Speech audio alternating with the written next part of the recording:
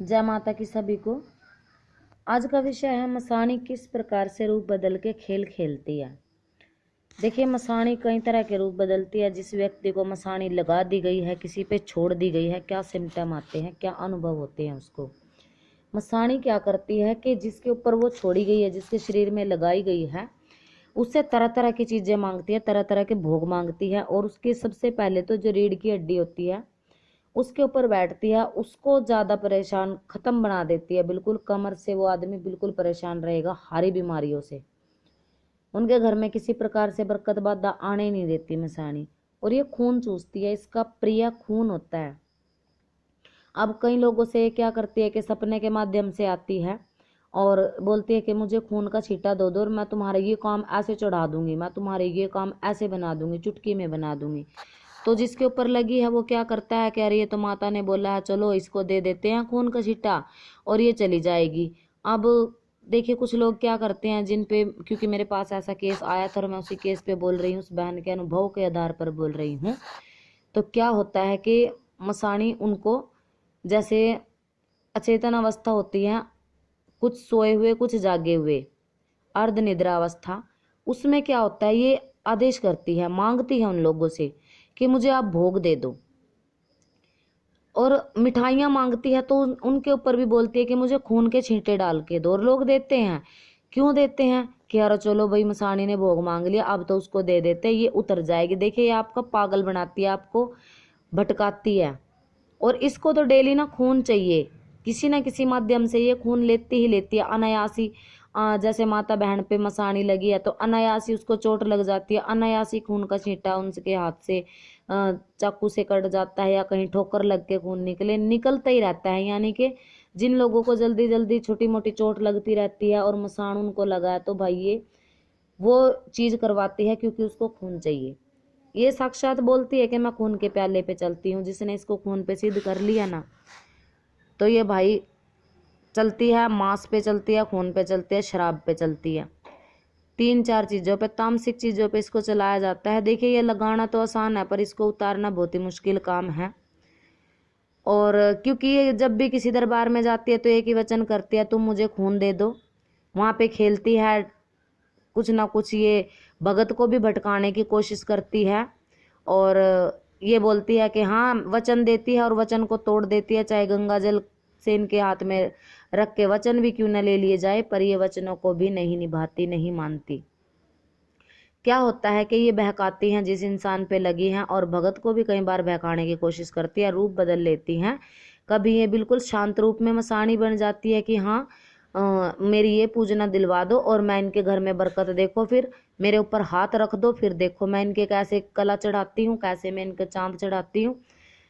एक कार्य से तरसने नहीं दूंगी, मेरा एक भोग उठवा दे इनको, इनको बोलो कि डेली मुझे खून का छिट्टा दे, मैं इनके घर में कभी कमी नहीं आने दूंगी। तो देखिए, इनके बहकाव में मत आओ। पहली बात तो आवाज भी लगाती है, ये आवाज भी कई बार सुनाई देती है। श्रृंगार मांगती हैं ये किसी माता बहन से, तो देखिए श्रृंगार कर लेना चाहिए, क्योंकि अगर आप इनको श्रृंगार बहुत प्रिय होता है।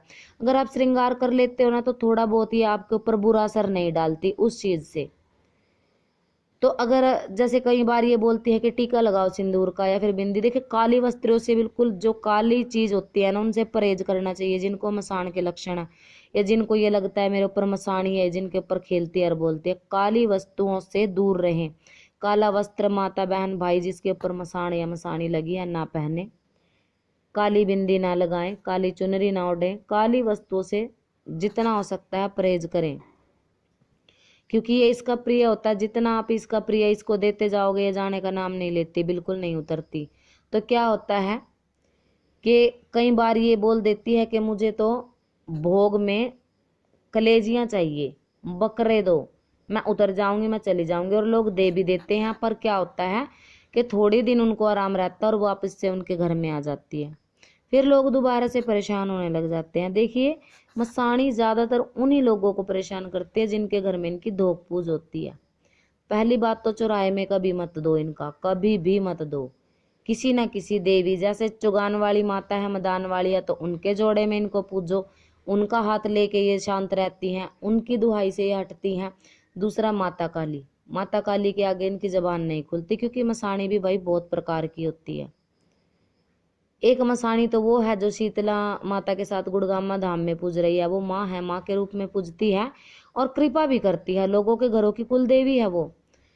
और ये जो खून पीने वाली होती है ना, बात बात पे रक्त का छींटा मांग लेती है, खून का छींटा दो, मुझे खून चाहिए, मुझे खून चाहिए, और बच्चों तक का नहीं छोड़ती, कि बच्चों का भी खून मांग लेती है। ये कहती है तुम्हारे बच्चों का भी दो, क्यों? क्योंकि ये तुम्हारे घर को छोड़ना ही नहीं चाहती। तो ऐसी लाग मत लगाओ, कभी खून कलेजियां इनको मत दो। बहुत सारे लोग दे रहे हैं।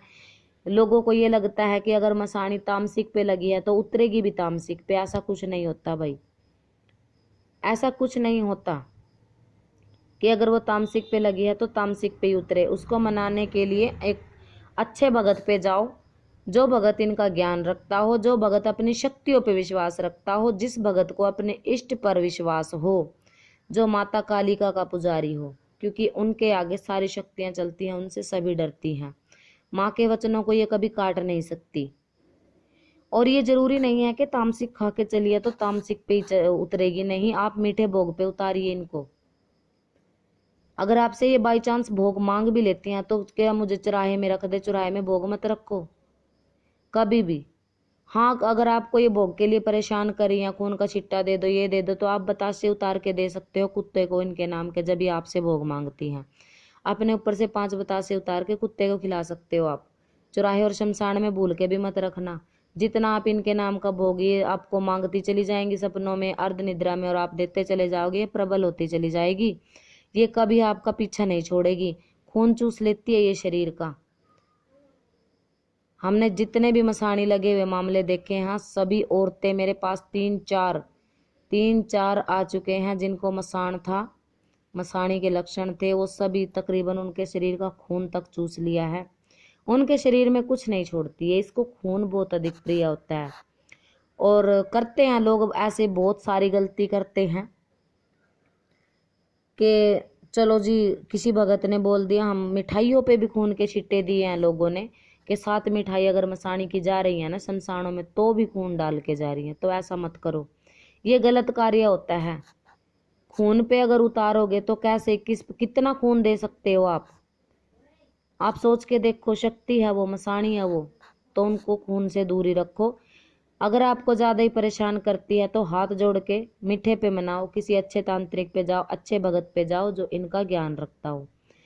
तो आशा करती हूँ आपको जानकारी अच्छी लगी होगी, और मेरे द्वारा बताई गई जानकारी को आप थोड़ा भी अगर फॉलो कर लेते हो तो एक गृहस्थ जीवन में थोड़ा बहुत उम्मीद हो जाती है कि आप सही तरीके से जी सकते हैं।